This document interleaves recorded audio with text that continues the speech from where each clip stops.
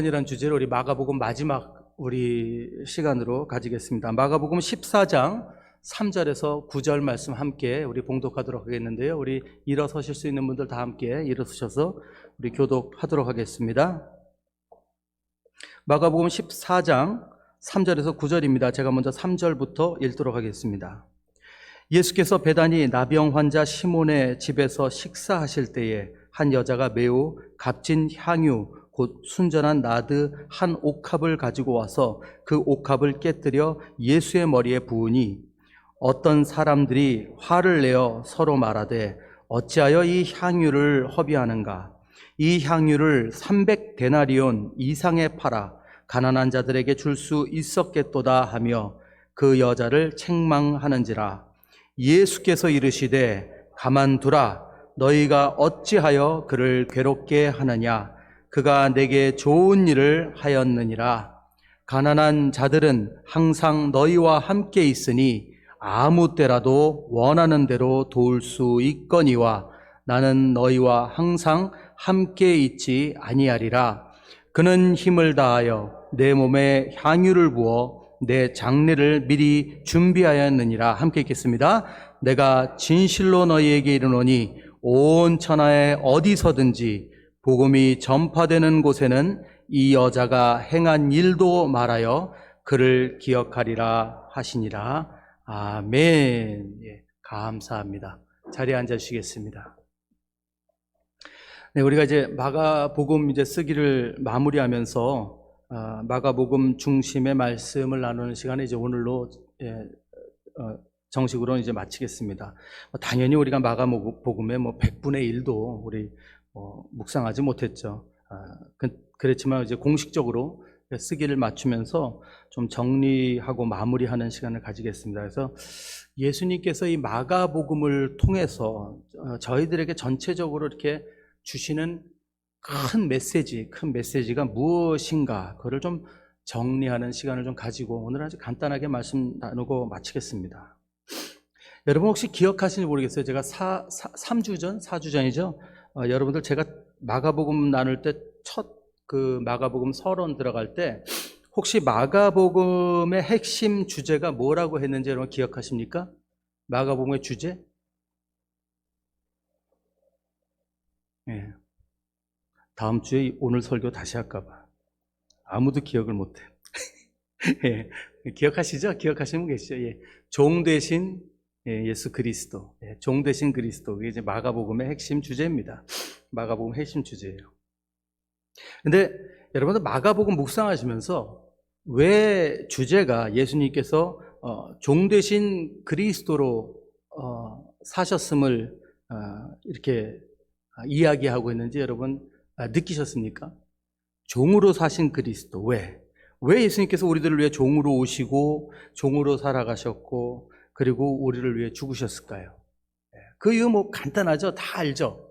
어린아이들도 알죠. 우리를 사랑하시고 우리를 구원하시기 위해서. 그래서 이렇게 오시고 우리를 섬겨주시고 그리고 우리를 위해 자기의 생명까지 주신, 그래서 우리들에게 생명을 주시고 영생을 주시기 위해서, 그래서 우리를 섬기기 위해 오신 것이죠. 너무나도 당연한 주제입니다. 당연한 이야기고. 근데 우리들은 사실 이 예수님의 삶과 가르침, 그분이 우리에게 이 삶을 통해서 가르치신 것, 그 말씀을 이렇게 묵상하는 가운데 사실은 우리가 적용하는 가운데 약간 오해를 가지고 좀 적용을 해요. 자, 잘 들어보세요. 예수님은 우리들에게 영생을 주시기 위해서 오셔서 우리들에게 자신의 삶을 드리고 우리의 종이 되시고 죽기까지 자신을 우리에게 주셨죠. 그러면서 어떤 말씀을 하시냐면 이런 말씀 하시는 거예요. 저번에 제가 말씀드렸지만 너희도 서로의 삶을 위해서 섬기는 삶을 살아라, 이거잖아요. 그러니까 헌신을 하되 누구를 위해 헌신하라는 거예요? 우리 서로를 위해서. 하나님을 사랑하고 그리고 서로를 사랑하고. 그렇죠? 우리 큰 계명 두 가지죠. 그래서 너희의 삶을 들여서 다른 이들의 영혼을 구원해라. 예수님께서 그렇게 사셨던 것처럼, 예수님께서 자신을 드렸던 것처럼 너희도 그런 삶을 살아라는 게 메시지예요. 근데 이 메시지가 그대로 전달되긴 하는데 지금 약간 오해가 좀 있어요. 약간 왜곡된 메시지들이 있어요. 뭐 다 그런 건 아닌데 많은 사역자들과 많은 교회들이 이런 거를 강조하고 있지 않나 해요. 어떤 거냐면 예수님의 이 말씀을 좀 오해를 해서 하나님을 사랑하는 것, 이게 참 중요하긴 한데 교회에 헌신하고, 교회에 헌금하고, 교회에 순종하고, 목회자한테 절대 복종하고, 이런 것들이 사실 지금 한국 교회 안에 이런 잘못된 문화로 지금 잘못된 문화 갔죠, 벌써 섰죠. 그런 것들이 좀 많이 잘못됐다고 생각합니다. 헌신, 그거 참 중요하죠. 근데 헌신에 대한 이해를 우리가 분명히 해야죠. 여러분, 하나님이요, 우리들의 헌신을 기뻐하십니다. 근데 하나님께서 의미 없고 목적 없는 우리들의 헌신을 기뻐하실까요? 한번 우리가 생각해 봐야 됩니다. 모든 것은 하나님이 원하시는 그 목적이 있어요. 하나님 우리에게 말씀하시는 게 있어요. 거기를 우리가 맞춰서 헌신을 해야 되죠. 우리가 무조건 교회 와서 열심히 그냥 헌신하고 열심히 드리고 그런다고 하나님께 축복이 오고 뭐 우리 삶이 변화되고 그럴까요? 아니라는 겁니다. 제가 늘 말씀드리지만 우리들은 하나님을 절대 이 세상의 다른 신과 오해해서는 안 됩니다. 세상의 신들은 귀신들이고 마귀들입니다, 여러분. 그들은요, 우리들에게 두려움을 주고 거짓, 가짜 복을 약속합니다. 그러면서 뭐를 우리에게 강요하죠? 사람들에게 허허, 무당들이 무슨 얘기죠? 정성이 부족하다. 우리가 이걸 하나님께 적용하면 안 됩니다. 하나님께서 우리를 보시고 허허, 정성이 부족하다, 이렇게 하시는 분 같아요? 아니라는 거죠. 우리가 그걸 분명히 알아야 된다는 거죠. 예수님께서 당시에도 제일 많이 지적을 하시고 문제를 삼았던 것이 바로 바리새인들이죠. 왜요? 그들이 거짓을 이용해서 선량한 그 백성들을 속였기 때문입니다. 그들을 통해서 이득을 취했죠. 누가요? 바리새인들, 그 서기관들, 율법주의자들. 그들이 바로 그 핵심 인물이었어요. 그래서 그들이 이득을 챙긴 것, 그러니까 어떤 어떤 재정적으로 자기네들이 이득 챙긴 것 두 가지 사례를 크게 보자면은 성경에 나온 거는 이 고르반이라는 하는 그 율법을 이렇게 비틀어서 잘못 가르쳤죠. 고르반이라는 것은 이제 부모를 공경하고 부모를 섬기는 그런 문화인데 거기에 의무에 대해서 이렇게 했죠. 그래서 마가복음 7장 10절 13절에 그 설명합니다. 모세는 네 부모를 공경하라 하고 또 아버지나 어머니를 모욕하는 자는 죽임을 당하려 하였거늘 너희는 이르되 사람이 아버지에게나 어머니에게나 말하기를 내가 드려 유익하게 할 것이 고르반 곧 하나님께 드림이 되었다고 하기만 하면 그만이라 하고 자기 아버지나 어머니에게 아무것도 하여 드리기를 허락하지 아니하여. 그러니까 교회에다 바쳐라, 성전에다 바쳐라, 사역자들에게 바쳐라, 그런 부모님들 봉양 안 해도 된다. 그러면서 자기네가 이득을 취한 거예요. 그 전통법을 자기네가 교묘하게 바꿔가지고 이런 짓들을 한 거죠. 또 두 번째 큰 사례가 뭐죠? 성전세죠. 우리가 알고 있는 성전 정화. 그래서 마가복음 11장 15절에 또 17절에 예수님께서 말씀하시잖아요. 그들이 예루살렘에 들어가니라. 예수께서 성전에 들어가서 성전 안에서 매매하는 자들을 내쫓으시며 돈 바꾸는 자들의 상과 비둘기 파는 자들의 의자를 둘러 엎으시며 아무나 물건을 가지고 성전 안으로 지나다니면 허락하지 아니하시고 이에 가르쳐 이르시되 기록된 바 내 집은 만민이 기도하는 집이라 칭함을 받으리라고 하지 아니하였느냐. 너희는 강도의 소굴을 만들었다 하시매. 그들이 바리새인들이 이런 짓을 한 것 우리가 알고 있습니다. 그리고 마지막으로 세 번째, 사실은 가장 큰 자기네들이 이익을 계속 취하기 위해서 가장 큰 짓을 한 것이 있죠. 가장 큰 악행이 뭐예요? 예수님을 십자가에 못 박은 겁니다. 왜요? 예수님께서 자기네들이 이득 취하고 자기네들이 권력을 통해서 월권 행위하고 이런 것들을 다 지적하시고 다 밝히시니까 자기네들이 점점 더 권한이 없어지는 것 같으니까 위협을 느끼고 예수님을 처단한 겁니다. 돈을 주고. 자기네들이 계속 이익을 얻기 위해서. 우리는요, 오늘날도 이런 일들이 교회 안에 있다는 것을 우리 이해해야 됩니다. 꼭 돈이 아니에요. 하지만 우리가 교회라는 이름 안에 하나님의 이름을 빙자하여서 우리가 부흥이라는 이름, 우리 교회 영성 이런 것 하면서 교묘하게 사람들을 교회에 그냥 헌신하게 하고 복종하게 하고 우리가 지혜롭게 생각해야 됩니다. 하나님이 정말 원하시는 것이 무엇인지 오늘은 거기에 좀 말씀을 나눌 거예요. 오늘 본문 말씀 여러분 다 아시죠? 여러 복음서에 다 기록이 되어 있어요. 하지만 오늘은 마가복음을 우리가 마무리하기 때문에 마가복음에 있는 말씀 가지고만 우리가 간단하게 좀 묵상을 하겠습니다. 그러면서 예수님께서 진정 말씀하시고자 하시는 두 가지 핵심 무엇인가 그걸 정리하고 마치겠습니다. 오늘은 예수님이 예루살렘에 입성을 하신 그날이에요. 바로 입성하시자마자 어디 가시냐면 베다니에 그 문둥병자였는데 시몬의 집에 가셨어요. 이제 문둥병이 이제 낫고 시몬의 집에 가셨는데 베다니라는 곳이 당시 역사가들의 그 기록에 의하면은 거기가 문둥병자들이 많이 모여 사는 곳이라고 해요. 사람들은 사실 잘 안 가는 곳이었다는 것을 우리가 좀 기억해야 됩니다. 근데 예수님은 그런 거 전혀 상관하지 않으시고 가셨죠. 그래서 그 집에 가셨는데 여기서 이제 그 식사하시려고 앉아 있는데 이제 그때 여인이 나타난 거죠. 여인이 나타나서 상당히 그 값진 그 향유 옥합을 가져와서 그 병 주둥이를 깨뜨렸다고 돼 있어요. 나중에 좀 이따 설명해 드릴게요. 깨뜨렸다고 그러고 그리고 그것을 예수님의 머리에 이제 부었다고 합니다. 저희들이 이렇게 생각하죠. 당하신 분이 되게 당황스럽지 않았을까? 지금 밥 먹으려고 앉아있는데, 우리 같으면 말이에요. 밥 먹으려고 상에 앉아있는데, 이 사람이 밥 먹는데 밥상 안에 있는데 머리에 기름 붓는 게 지금 이게 할 짓인가? 이렇게 생각할 수 있어요.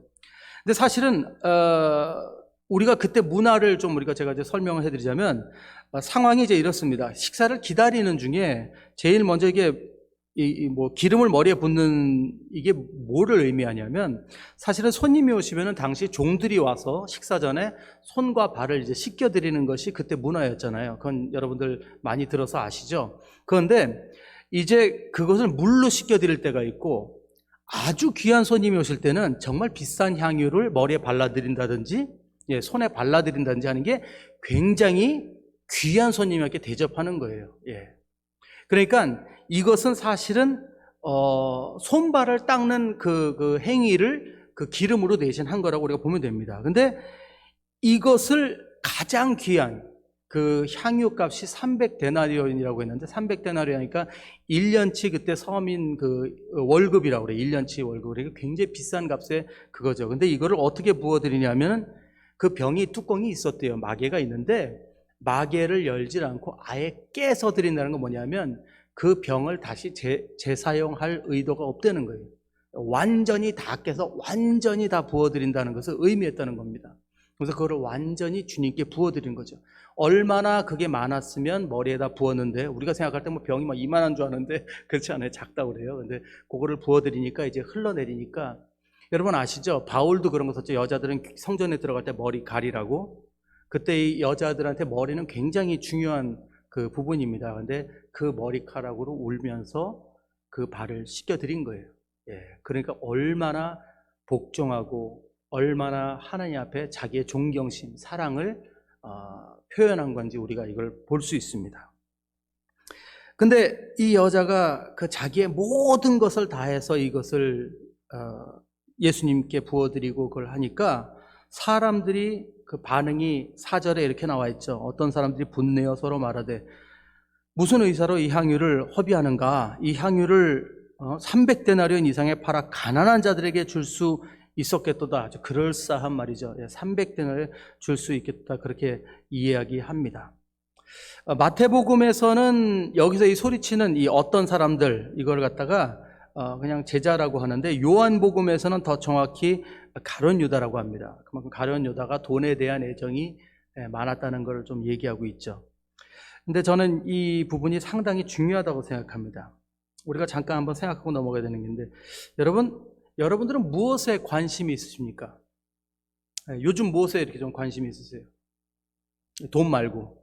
돈은 모두가 관심이 있고. 또 뭐가 관심 있는 분 있어요? 제가 얼마 전에 어떤 저 지인 한 분하고 어디를 잠깐 갔는데 기다리는 동안에 TV에 나오는데 그 TV에서 주인공이 골프를 치는 장면이 나오더라고요. 근데 그분이 골프를 되게 좋아하세요. 되게 좋아하시는데 그분이 그 골프 치는 장면, 저는 골프를 칠 줄도 모르고 가본 적도 없어요. 골프채도 몰라요. 근데 그 골프를 치는 장면을 보시더니 그분들 저거 무슨 채인데, 저거 되게 비싼 건데, 저거 뭐 몇백 불짜리고 뭐 어쩌고저쩌고 막 그러고, 뭐라고 그러는지 하나도 못 알아듣겠어요, 저는.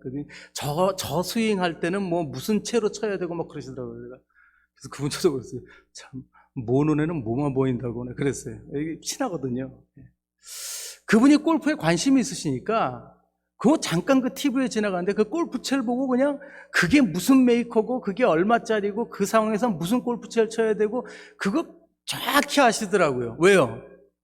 관심 있어요. 그거 보이는 거예요. 저는 뭐가 보일까요? 저는 아무것도 안 보여요. 이야, 골프장 멋있다. 저는 아무 관심이 없어요. 골프가 나오면 저는 채널을 틀어요. 나하고 아무 관계가 없으니까. 여러분, 이 제자들이 그때 그 여인을 바라볼 때 그들에게 제일 관심이 있었던 게 뭐냐면 그 비싼 향유, 그게 제일 먼저 눈에 들어왔다는 거죠. 이게 참 재밌습니다. 근데 예수님은 그 여인을 보면서 무엇을 봤냐면 그 여인의 마음을 봤죠. 뭐 이상한 건 아니죠. 만약에 우리도 그 자리에 있었으면 아마 똑같이 가룟 유다처럼 얘기했을 수도 있어요. 야, 그 아까운 걸 왜 붓냐. 근데 예수님 6절에 이렇게 말씀하십니다. 가만두어라. 너희가 어찌하여 저를 괴롭게 하느냐. 저가 내게 좋은 일을 하였느니라.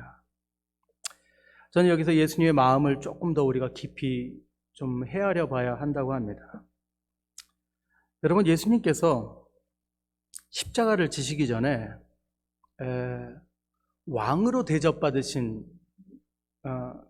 적이 딱 2번 있어요. 2번. 2번 있어요. 그게 언제인 줄 아세요? 첫 번째는 예루살렘 성전 입성하실 때, 그때였어요. 그때 사람들이 호산나 호산나 찬양할, 호산나 막 찬송 부르면서 그 새끼 나귀 타고 가시는 예수님을 막 군중들이 막 종려가지를 흔들면서 메시아로 영접한 그 일이 있죠. 2번째는 어떤 사건이었을까요? 2번째는 그 향유, 지금 향유를 예수님께 올려드린 그 여인의 사건이었어요. 근데 사실 여러분, 예루살렘 입성 사건에서 그 호산나 호산나 찬양했던 그 군중들은요, 예수님을 막 왕대접하면서 기뻐서 찬양하며 반겨줬다고 하는데, 사실 예수님이 뭐를 아셨냐 하면 너무 슬프게도 바로 이 군중들이 결국 나중에 예수님께서 재판받으실 때 그냥 보다가 예수님 못 박으십시오, 예수님 못 박으십시오 했던 그 군중들이 그 무리들이 구경거리들이 거기 가서 여기서는 호산나 호산나 하다가 나중에 예수님 재판받을 때 못 박으십시오 바라바를 우리에게 내주십시오 이랬던 군중들이 그 군중들이에요. 예수님께서 그걸 모르셨을까요? 아셨을 거예요. 그들이 겉으로는 처음에 호산나 호산나 그러지만 그들의 무지함을 아시고 그것이 위로가 되지는 않았을 것이라는 겁니다. 한 목사님께서 쓰신 제가 글을 보다가 마가복음에 대해서 마가복음을 이렇게 풀이하셨더라고요. 마가복음을 잘 관찰해 보면 크게 2 부분으로 나뉜대요. 1장에서 9장 그리고 10장에서 16장. 근데 그 사건이 어떻게 나누냐면 예루살렘 입성 전 그리고 예루살렘 입성 후 이렇게 나뉘는 거예요.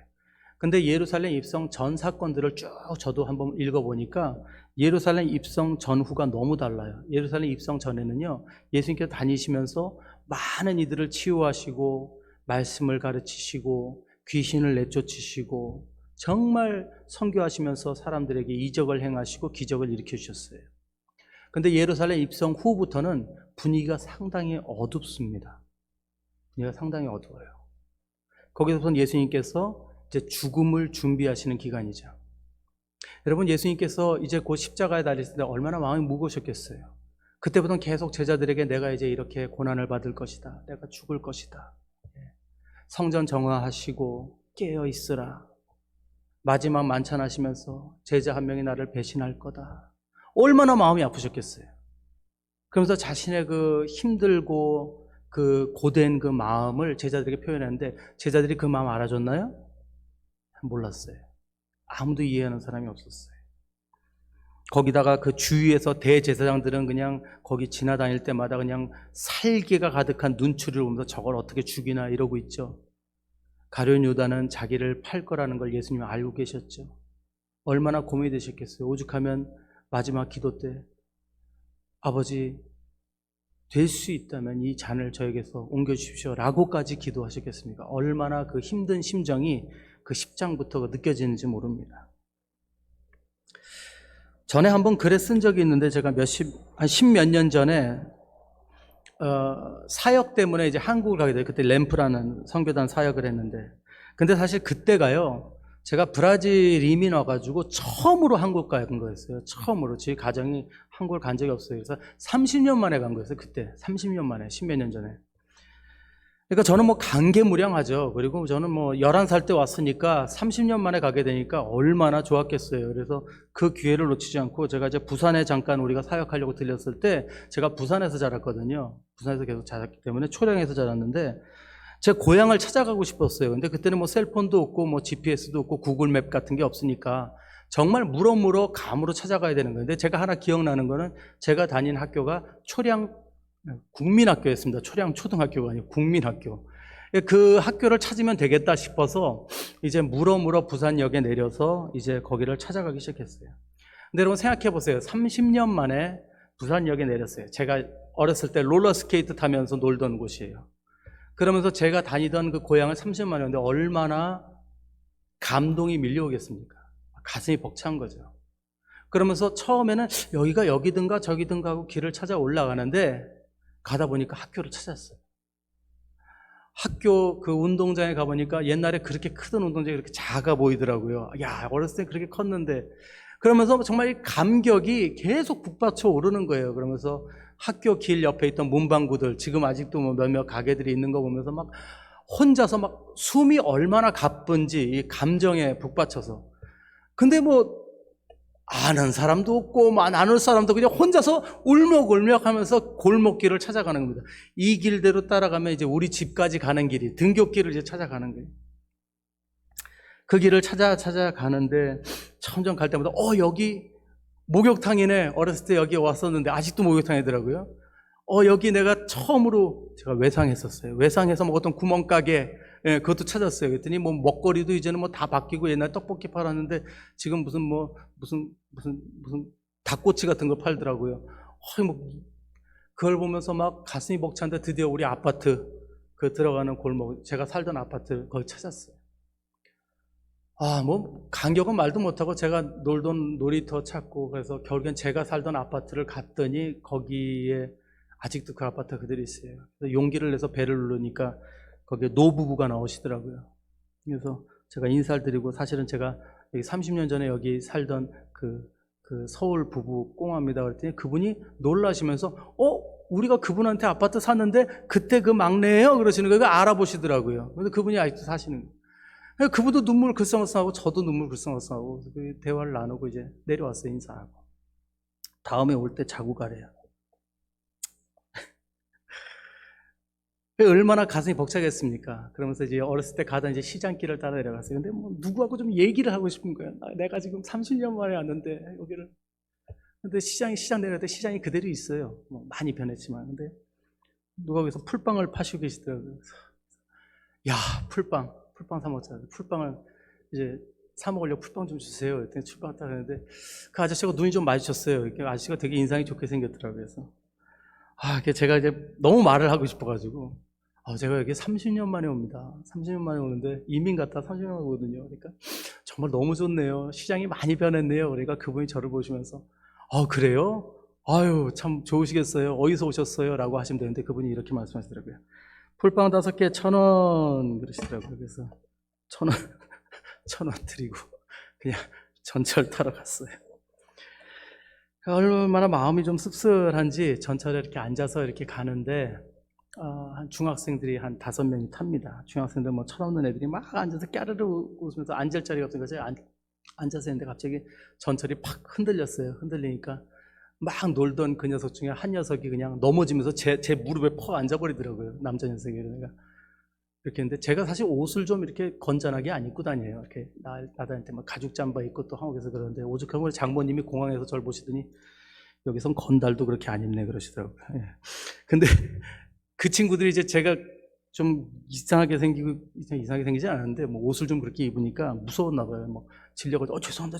그래서 내가, 근데 제가 누구예요? 저는 청년 사역자잖아요. 그래서 웃으면서, 안 다쳤어? 그러고 이렇게 일으키니까 긴장이 풀렸는지 좋아가지고 저를 보면서 막 히덕거리면서 이렇게 인사를 하면서 내리더라고요. 근데 그 녀석들이 저를 보고 웃어주는 그 미소를 보면 그때부터 눈물이 나기 시작하는 거예요. 저도 이해를 못했어요. 근데 그냥 누군가 저한테 좀 이렇게 웃어주길 바랬던 것 같아요. 그게 굉장히 공감이 됐어요. 그러면서 여기서 내렸어요. 너무 눈물이 나가지고. 그래서 한 30분을 어느 역에 서서 한 30분을 울다 내렸습니다. 마음의 공감을 받는다는 게 이런 것 같아요. 좀 예수님 얘기와 좀 동떨어진 얘기죠. 하지만 여러분, 예수님의 마음을 한번 생각해 볼게요. 그때 예수님께서 그 억누르고 계셨던 그 근심, 그 마음속에 있었던 그 많은 무거운 그 책임감, 그걸 가지고 계시는데 아무도 예수님의 마음을 알아주는 사람이 없어요. 아무도 그걸 알아주는 사람들이 없어요. 그 사람들이 호산나 하는데 예수님이 씁쓸한 웃음으로 그래 하면서 너희들이 결국에 나를 십자가에 못 박으라고 하시겠지 하면서 굉장히 마음에 슬퍼하실 거예요. 12 제자들과 앉아서도 가던 여자 보시면서 네가 나를 배신하겠지 그러면서 굉장히 슬퍼하시고 계셨어요. 근데 그런 마음에 위로를 준 여인이 바로 이 여인입니다. 정말 찾아와서 정말 말도 안 되는 가격이죠. 이 서민이 어떻게 300데나리온의 향유를 부을 수가 있겠습니까? 자기에 있는 거 다 예수님께 털어놓고, 그리고 그것을 눈물로 자기 머리카락으로 닦은 그 여인의 그 사랑, 그 존경, 거기서 예수님께서 큰 감동과 위로를 저는 받으셨다고 믿습니다. 많은 사람들은 향유를 허비한다고 수군댔고 낭비한다고 했지만, 가난한 사람들에게 나눠주면 된다고 했지만, 예수님께서 이렇게 말씀하시죠. 저가 힘을 다하여 내 몸에 향유를 부어 내 장사를 미리 준비하였느니라. 저는 오늘 본문 통해서 두 가지를 분명히 우리가 이해해야 된다고 믿습니다. 예수님께서 정말 우리들에게 원하시는 삶의 헌신은 무엇일까? 교회에 헌신하는 것일까? 이런 종교적인 것에 우리가 헌신하는 것일까? 윤리적인 것에 헌신하는 것일까? 사회적인 것에 헌신하는 것일까? 활동에 좋습니다. 다 좋아요. 근데 예수님께서 원하시는 것은 거기에 이 두 가지가 꼭 들어가 있어야 됩니다. 그것은 하나님의 마음을 알아가는 것, 그리고 우리의 서로의 마음을 알아가는 것, 그 두 가지가 분명히 우리 안에 있어야 된다는 것이죠. 우리가 예수님 말씀을 오해해서는 안 됩니다. 마가복음 12장 43, 44절에 예수님께서 그 과부가 자기가 가진 걸 다 넣었다고, 그들은 다 풍족한 중에서 넣었거니와 이 과부는 그 가난한 중에서 자기의 모든 소유 곧 생활비 전부를 넣었느니라 하시니까 우리가 우리도 생활비 전부를 주님께 드려야 되는구나. 그게 아니죠. 부자 청년한테 마가복음 10장 21절 22절에서 네가 아직도 한 가지 부족한 것이 있으니 가서 내게 있는 것을 다 팔아 가난한 자들에게 주라. 그리하면 하늘에서 보화가 내게 있으리라. 네가 있는 거 다 팔아 버려야 된다. 그래야 날 따라올 수 있다. 그거 말씀하신 게 아니죠. 예수님께서 뭘 말씀하신 거예요? 재산 다 팔으라는 거 얘기하는 거예요? 오해하면 안 된다니까요. 교회에서 건축 있을 때마다 모여서 여러분 헌금해야 됩니다. 여러분 그게 아니에요. 물론 헌금해야 됩니다. 여러분들 11조 하셔야 돼요. 저도 해요, 우리 교회. 저 떳떳합니다. 떳떳하긴 뭘 떳떳해. 근데 여러분 하셔야 돼요, 11조. 나중에 여러분들 부자 되시면 어떻게 하실래요? 지금 가난하실 때 11조 하시는 게 쉬워요. 돈 많이 버시면 그때부터 갈등 생겨요. 지금부터 하시는 연습하세요. 여긴 다행히 아무도 부자가 아니라서. 여러분, 예수님은요, 그 과부의 마음을 본 것이죠. 하나님을 향한 그의 모든 헌신하는 마음, 하나님을 존경하는 그 마음. 그리고 그 청년에게는 이제 율법적인 사랑, 그거 좀 그만하려는 거예요. 그리고 하나님이 보시는 가난한 자들을 향한 그 사랑을 너도 한번 봐라 이거예요. 네 재산 다 파는 게 목적이 아니라 그만 좀 너를 위해서 살고 하나님이 바라보는 것을 보라는 거예요. 그게 오늘 메시지입니다, 여러분.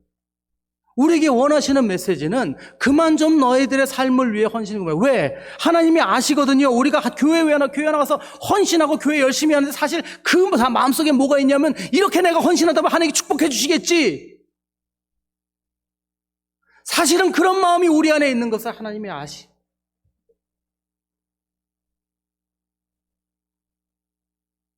그게 너무 슬프지 않냐는 거예요. 그리고 그걸 이용하는 사역자들, 교회들은 더 나쁘지 않냐 이거예요. 하나님의 이름을 팔고 하나님의 축복을 파는 악한 무리들. 예수님 옥합을 깨뜨려 향유를 드린 여인을 나무라는 제자들에게 이렇게 말씀하십니다. 가난한 자들은 항상 너희와 함께 있으니 아무 때라도 원하는 대로 도와줄 수 있거니와 나는 너희와 항상 함께 있지 아니하리라. 이게 무슨 말입니까? 가난한 자들 너희들이 도와라. 근데 나한테 드릴 것은 나한테 드려라. 이 이야기를 하는 겁니다. 왜 우리가 하나님 앞에 나와서 예배 드렸다고 해서 우리가 예배 끝나고 사회에 나가서는 그리스도인 아닌 것처럼 살아갑니까? 예수님이 우리에게 바라시는 거, 그 하나님이 사랑하는 마음, 이웃을 섬기고 사랑하는 삶, 그겁니다. 우리들이 교회를 다니면서 헌신하고 하나님께 정말 열심히 노력하고 그러면서 우리가 축복을 빈다면 그것은 하나님과 네고시하는 거죠. 여러분, 우리들의 걱정이 무엇일까요?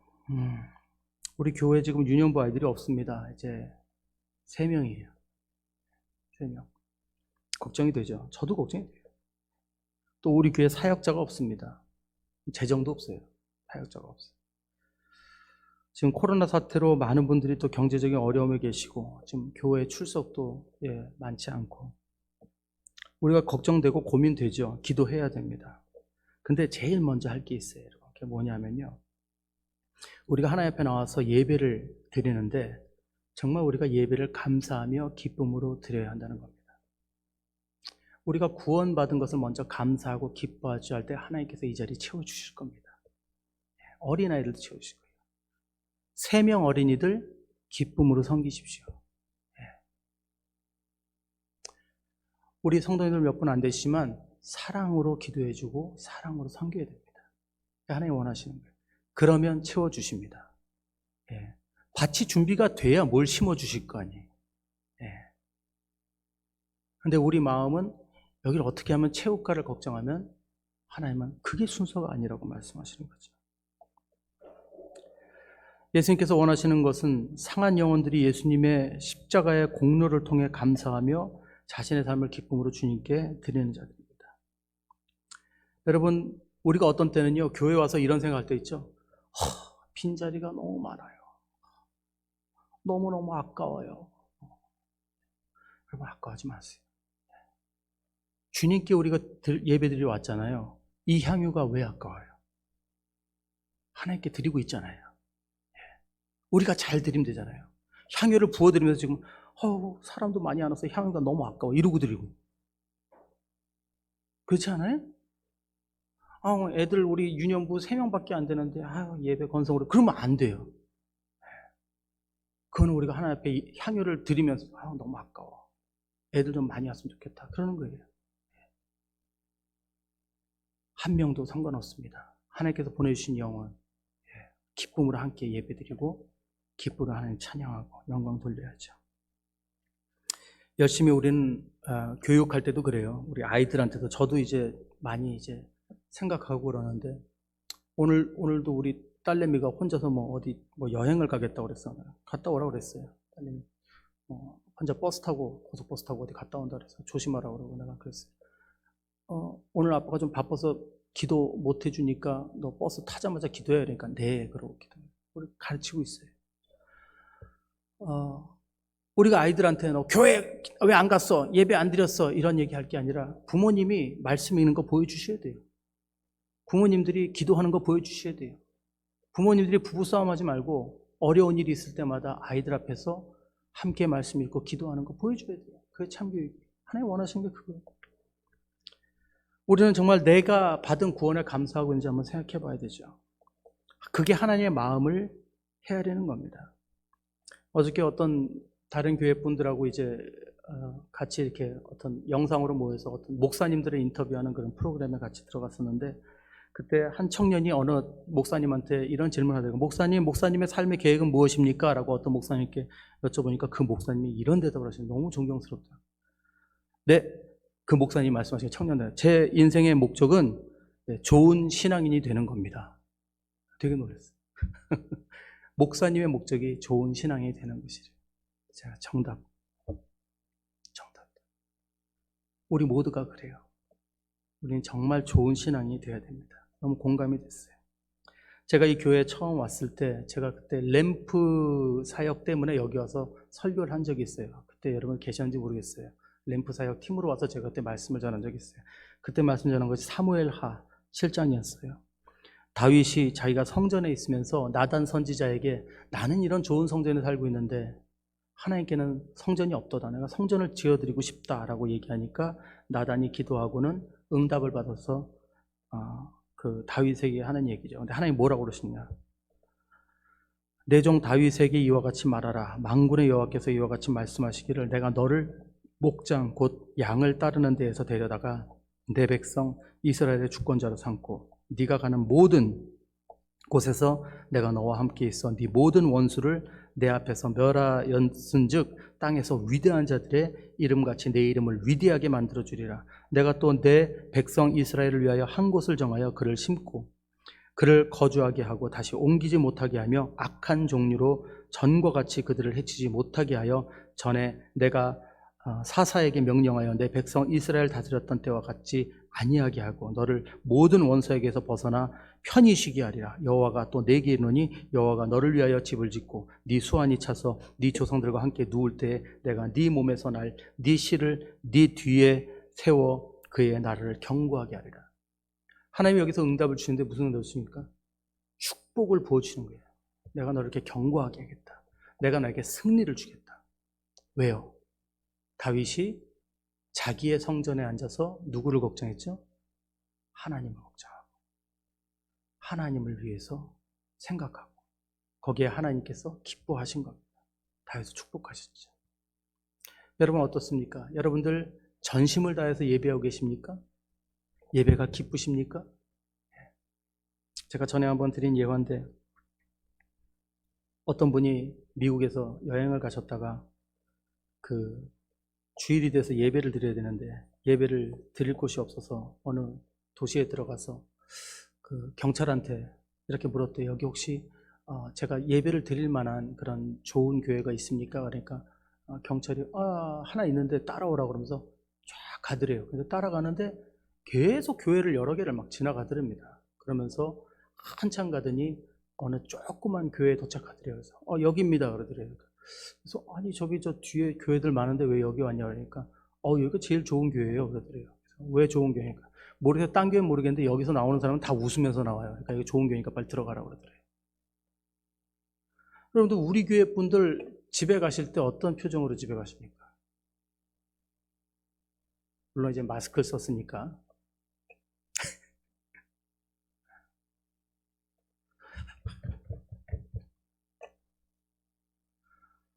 물론 뭐 우리가 막 할렐루야 이러고 다닐 수 없겠죠. 그럴 수 없겠죠.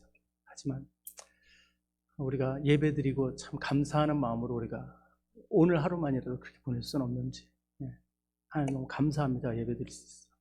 참 기쁩니다. 기도할 수 있어서. 우리가 그것이 하나님의 마음을 헤아리는 것이고 하나님께서 우리에게 주신 구원을 기뻐하는 것입니다. 잠언 25장 13절에 이렇게 하셨죠. 충성된 사자는 그를 보낸 이에게 마치 추수하는 날에 얼음 냉수 같아서 능히 그 주인의 마음을 시원하게 하느니라. 우리 하나님의 마음을 시원하게 해드리는 그런 종들이 되었으면 좋겠습니다. 그런 우리 봉이치로 교회가 되었습니다. 사랑하는 여러분, 그러면 우리 부흥합니다. 어린이들도 부흥할 겁니다. 우리 노력해야 되지만 여러분 사역자도 나타날 것이고요. 우리가 먼저 영적으로 부흥하면 이 교회 하나님께서 부흥시켜 주십니다. 염려하지 마시고 예수 그리스도의 구원을 기뻐하시고 하나님을 온 마음 다해 사랑하시고 우리 이웃을 몸과 같이 사랑하시는 저와 여러분도 되실 줄 믿습니다. 함께 기도드리겠습니다.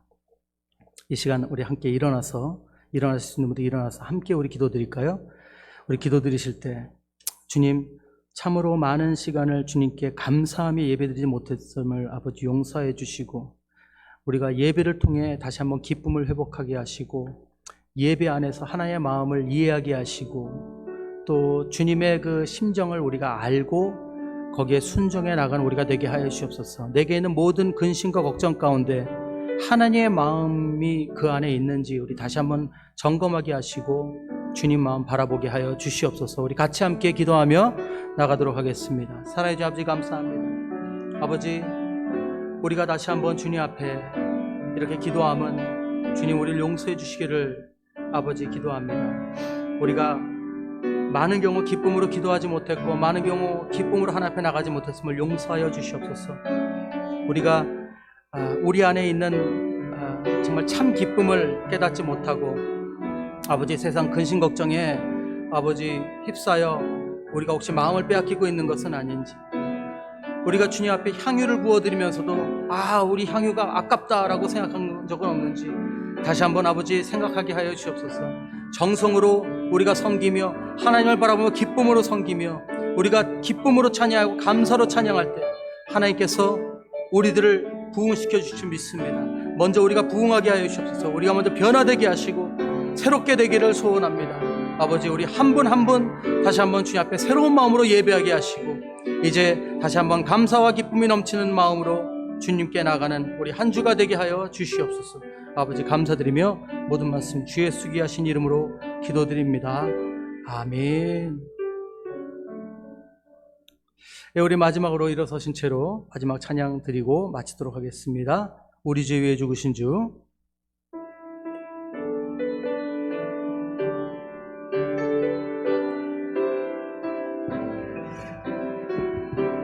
우리 잘 모르시는 분들 우리 같이 가사 묵상하시면서 찬양하시겠습니다.